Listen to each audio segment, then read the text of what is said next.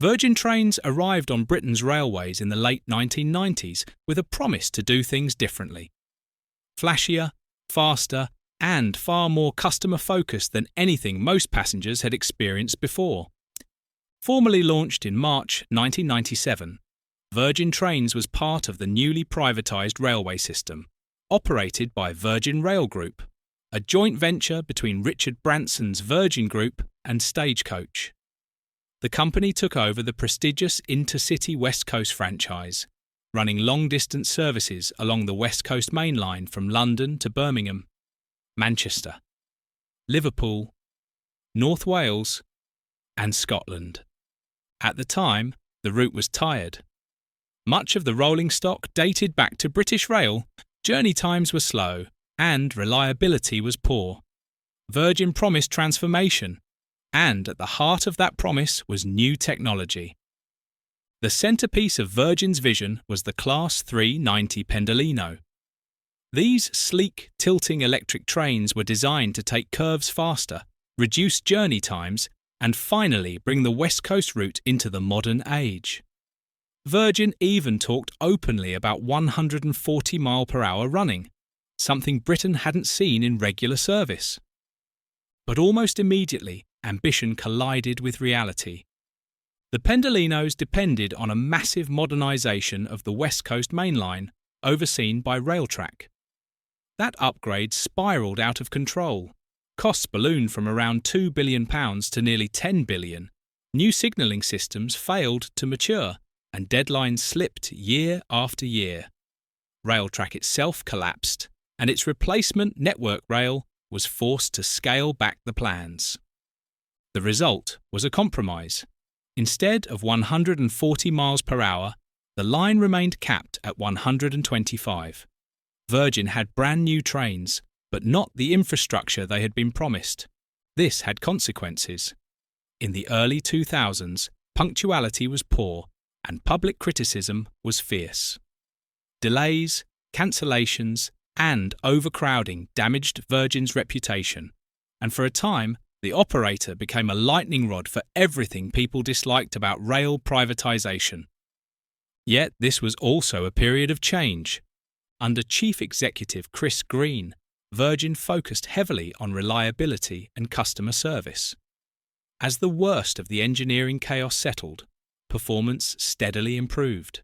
Journey times fell, frequencies increased, and passenger numbers began to rise year after year. By the late 2000s and early 2010s, VirginTrains was carrying well over 30 million passengers annually. Standard class felt closer to airline travel than old-style British Rail.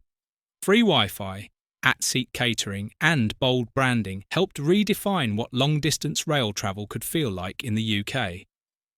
Then came one of the darkest moments in the company's history. In February 2007, a Pendolino derailed at Grayrigg in Cumbria after hitting a set of faulty points.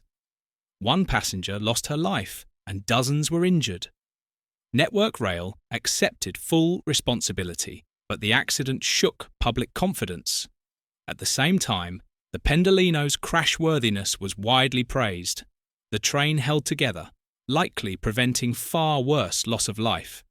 As the years passed, Virgin's operations stabilised. The completed, if scaled back, West Coast upgrade allowed a high-frequency timetable, faster journeys, and improved reliability. Despite occasional dips, performance peaked around 2010 and 2011, and VirginTrains became one of the most heavily used intercity operators in the country. But behind the scenes, the franchise story was becoming increasingly turbulent. Virgin's original franchise was meant to end in 2012. The company pushed hard for a long extension, arguing that only a decades-long contract could justify further investment. The government said no. What followed was one of the most embarrassing episodes in modern rail franchising. In 2012, the Department for Transport awarded the West Coast franchise to First Group, only to cancel the decision weeks later after admitting serious flaws in its own bidding process. Virgin remained in place under a series of short-term extensions, while trust in the franchising system collapsed. Virgin continued to operate the route, but uncertainty never went away. In 2019, the final blow came. Stagecoach was disqualified from bidding for the new West Coast Partnership franchise due to disputes over pension liabilities. Virgin chose not to continue alone. After more than 2 decades, the end was in sight. On the 7th of December 2019, VirginTrains ran its final service. A late-night departure from London Euston to Wolverhampton. Quiet, understated, and symbolic of a brand that had once promised to change rail travel forever. The franchise passed to Avanti West Coast, marking the end of Virgin's 22-year presence on the West Coast Main Line. VirginTrains was never perfect.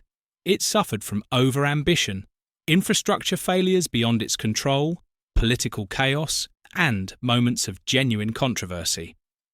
But it also modernised Britain's most important intercity route, introduced trains that became icons in their own right, and helped shift expectations of what rail travel could be.